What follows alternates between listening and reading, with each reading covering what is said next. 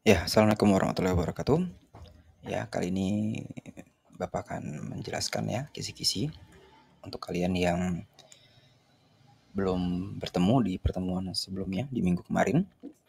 Ya, lalu untuk teman-teman yang tidak masuk saat pelajaran, ya silakan simak video ini sampai selesai agar kalian bisa mudah mengerjakan soal asesmen sumatif tengah semester genap ini ya. Oke, materi kita hanya tipografi untuk ujian kali ini. Perlu kalian ketahui dan kalian ingat, tidak banyak materi atau catatan yang ada di buku kalian. Jadi Bapak harap kalian bisa mendapatkan nilai yang maksimal dalam ujian kali ini ya. Syaratnya kalian jangan buru-buru dalam mengerjakan. Kalian bisa baca berkali-kali soalnya akan banyak gambar yang sama tetapi soalnya berbeda. Jadi kalian amati lagi soalnya dengan baik, baca pelan-pelan 2, 3 sampai 5 kali ya, baru kalian jawab. Dan perlu diingat juga, tidak ada yang selesai dalam waktu kurang dari 40 menit dan nilainya di bawah KKM ya. Nanti akan Bapak panggil anaknya untuk mengerjakan ulang soalnya. Paham ya? Oke, kita lanjut saja ke materinya. Pertama, ada 9 poin yang harus kalian hafal ya. Jadi kalian tidak perlu mencatat, kalian hanya cukup mengingat saja ya. Oke, yang pertama ya, pengertian tipografi kalian baca kembali, lalu kalian hafalkan ya. Pengertian yang secara lengkapnya. Ya, saya beri waktu 2 detik untuk mengingat. 1, 2. Oke. Pengertian tipografi. Tipografi adalah seni memilih dan menata huruf dengan mengatur peredarannya pada ruang yang tersedia ya. Lanjut. Yang kedua, tujuan tipografi. Jadi kalian baca lagi dan kalian ingat tujuan dari tipografi adalah untuk menciptakan kesan tertentu guna kenyamanan membaca semaksimal mungkin ya. Jadi kenapa huruf tipografi itu bagus-bagus bentuknya ya, karena untuk menciptakan kesan ya. Tetapi perlu diingat juga jangan sampai kalian dalam kelompok kemarin ya yang membuat modifikasi huruf ya, saya bilang jangan terlalu ramai, jangan terlalu alay, jangan terlalu lebay gitu ya. Cukup memberikan bentuk-bentuk yang sedikit saja tapi membuat kesan gitu ya. Jadi bagus agar kenyamanan membaca tidak terganggu kalau kalian masukkan banyak bentuk di sana ya. Ketika membuat sebuah kalimat yang membacakan pusing karena terlalu banyak bentuk ya, jadi tidak nyaman lagi dalam membaca. Jadi tujuan tipografi adalah menciptakan kesan tertentu guna kenyamanan membaca semaksimal mungkin. Oke.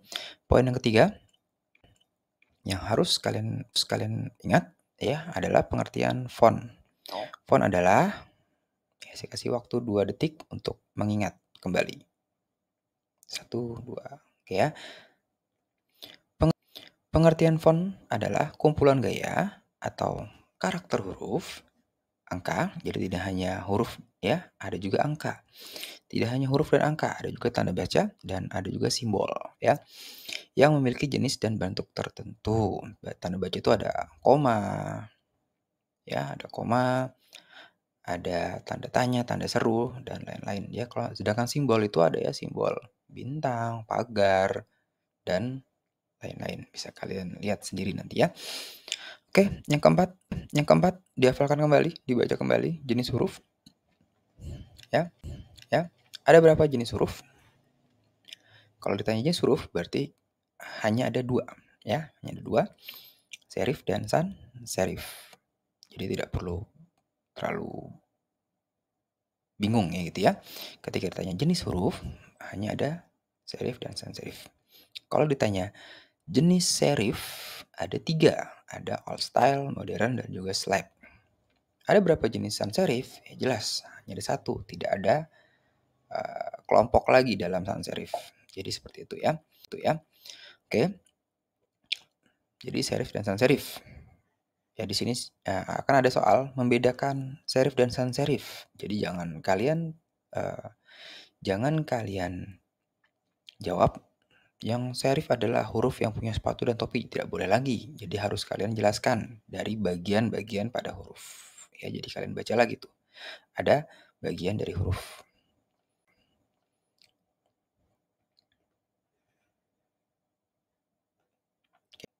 Ya. Nah, ini kita masuk ke bagian pada huruf. Ya, kalian ingat kembali. Angka 1, 2, 3, dan 4. Saya beri waktu 3 detik untuk kalian mengingat. 1 ini apa, 2 ini apa, 3 ini apa, dan 4 ini apa, bagian apa. Ya. 1, 2, 3, 4. Ya. Oke. 1 itu ada stroke. Stroke itu apa? Stroke itu adalah goresan, ya. Kedua ada serif. Apa itu serif? Serif ada siripan, ya. Yang ketiga ada stroke juga, ya, karena di huruf serif itu ada yang tebal, ada yang tipis, ya. Sedangkan di sans serif itu semuanya tebalnya sama, ya. Lalu yang garis miring ini, ada yang miring, ada yang diagonal, ada yang vertikal, gitu ya. Itu adalah stress. Apa itu stress? Stress adalah sempitan atau penyempitan pada bagian huruf, ya. Jadi ada bagian yang tebal, ada bagian yang tipis, sempit gitu ya. Nah, biasanya ada di huruf-huruf apa nih ya? Biasanya ada di huruf lengkung atau huruf yang bulat, ya, seperti D, O, E, H, J, F gitu ya. Dan seterusnya. Ya, jadi kalian amati lagi 3 bagian pada huruf, ya. Lanjut, ciri-ciri jenis huruf. Nah, ini yang harus kalian hafal ya. Sekarang ketika kalian amati gambar berikut, ini huruf milik siapa kira-kira? Ya, dia punya diagonal stress, miring diagonalnya. Miring stressnya, maaf ya. Lalu ada penyempitan gitu ya. Ini milik siapa kira-kira? Lalu gambar kedua. Nah, di sini ada penyempitan lagi. Ada serifnya atau siripannya berbentuk miring. Kira-kira milik siapa ya? Ya, ciri-ciri dari siapa nih ya? Ya, jawabannya adalah ciri-ciri dari serif dari kelompok all style ya. Nah, di sini ciri-cirinya antara lain yang tidak tertulis di sini ya, bentuk lingkaran atau bentuk bulatnya itu bagus ya. Jadi bisa kalian lihat di huruf O-nya, bisa kalian lihat di huruf D-nya dan huruf E-nya gitu ya. Lalu apalagi serifnya? Serifnya bagaimana? Bisa kalian baca di sini. Serifnya pada huruf biasanya berbentuk miring. Biasanya ya. Diagonalnya stressnya diagonal atau stressnya itu miring. Lalu perbedaan antara tebal dan tipisnya pada stroke itu sifatnya sedang, tidak terlalu ekstrim. Ya. Oke, kita lanjut ke gambar berikutnya. Nah, kalian amati huruf O ini kira-kira milik siapa? Huruf O ini dia punya penyempitan di bagian atas dan bawah, ya. Dia punya stroke yang berbeda, ya. Lalu gambar kedua, kira-kira milik siapa? Di sini hurufnya juga terkesan lebih gepeng atau lebih oval. Lalu dia punya sirip atau serif yang lurus dan kecil gitu ya. Kira-kira punya siapa? Ya, jawabannya adalah modern. Gitu ya. Milik modern, vertikal stress, serif pada huruf kecil berbentuk lurus. Ya, bagian tebal dan tipis pada stroke-nya perbedaannya cukup ekstrim. Gitu ya. Lanjut lagi ke gambar berikutnya. Kira-kira milik siapa huruf ini? Ya, dia masih punya siripan, berarti masih huruf serif ya. Kira-kira milik siapa? Ya, jelas. Yang tebal hanya... Oke, lanjut lagi ya. Lanjut lagi ke ciri huruf sans serif ya. Jadi jangan kalian jawab lagi. Cirinya apa? Ya, tidak pakai sepatu, pakai topi. Ya, tidak boleh ya. Jadi kalian sebutkan dari 3 bagian dalam hurufnya. Ketika kalian lihat huruf serif, kalian bisa menjelaskan gitu ya. Pada semua ujung hurufnya tidak ada siripan atau serif. Ya, pada stresnya tidak ada perbedaan selisih tebal dan tipis, jadinya semua tebalnya sama, gitu ya. Lalu pada stroke-nya tidak ada perbedaan, jadi tebalnya semua sama, gitu ya.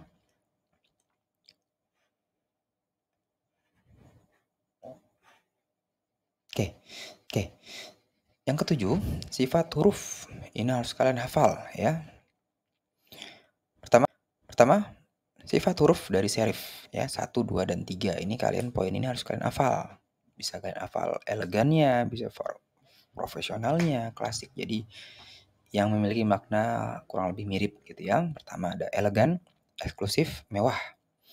Kedua, formal, profesional, klasik, lawas atau old style.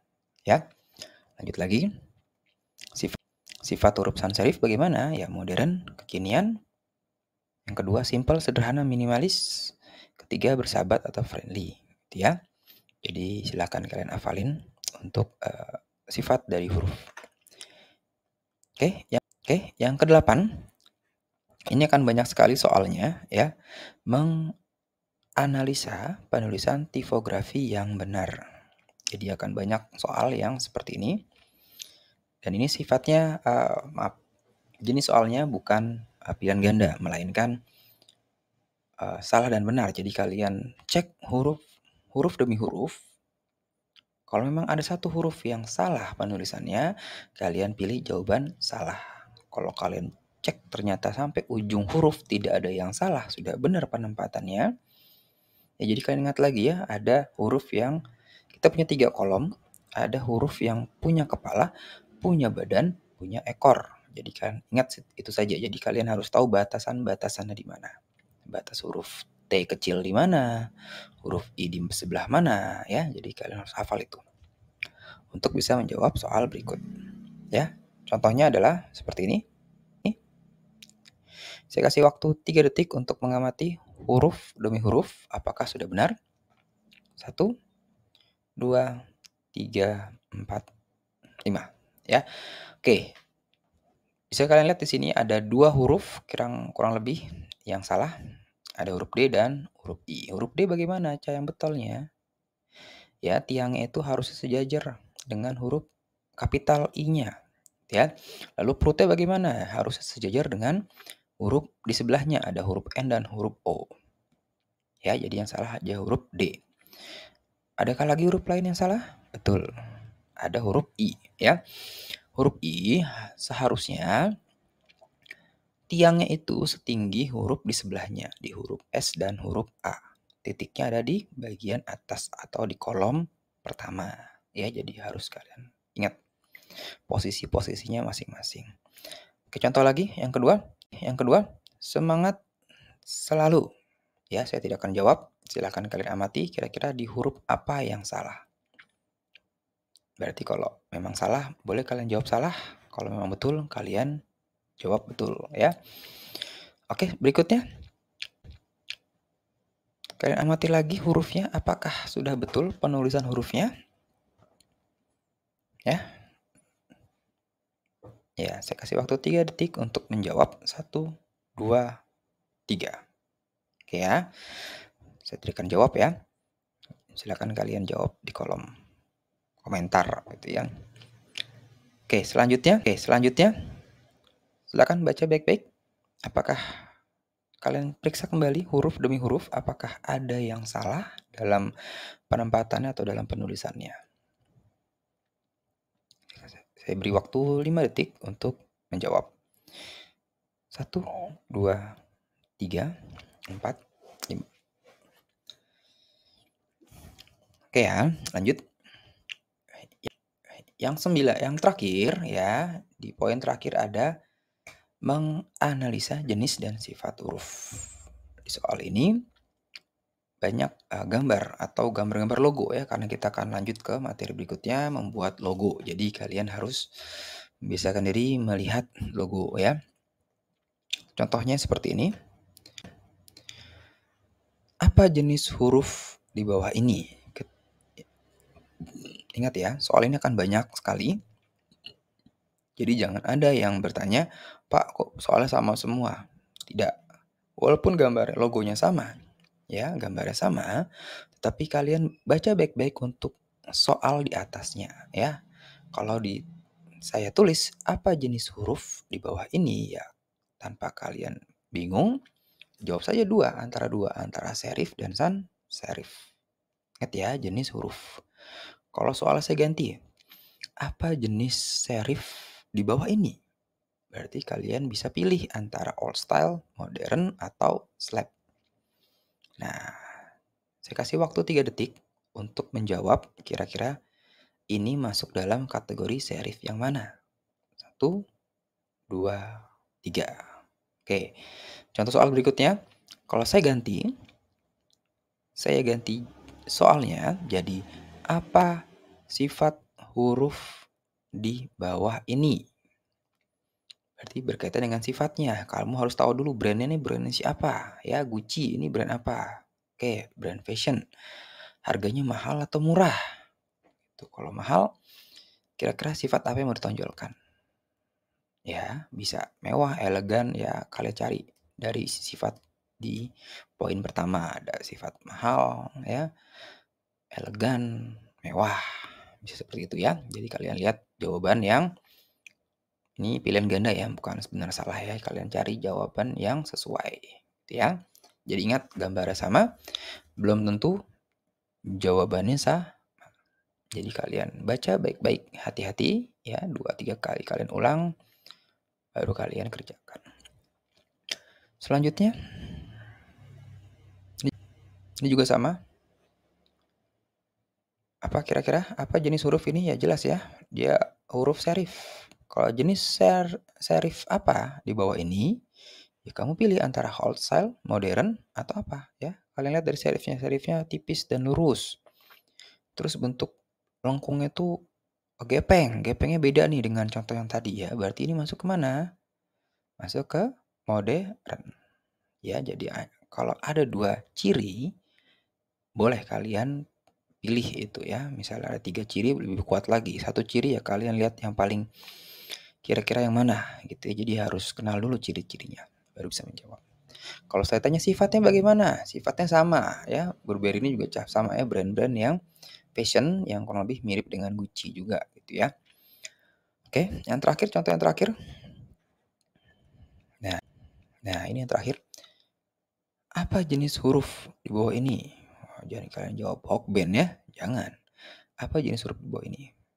Jika ditanya jenis huruf, berarti kalian tinggal jawab serif atau sans serif, ya.